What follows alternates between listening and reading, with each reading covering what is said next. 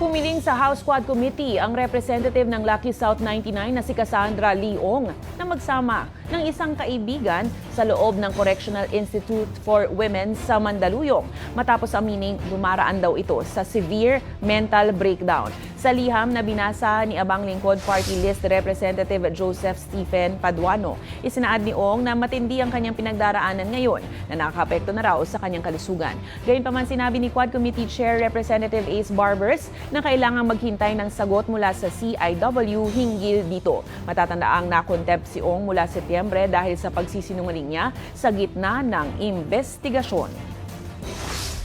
There might be some protocols that we should follow. That's why we will ask the committee secretary first to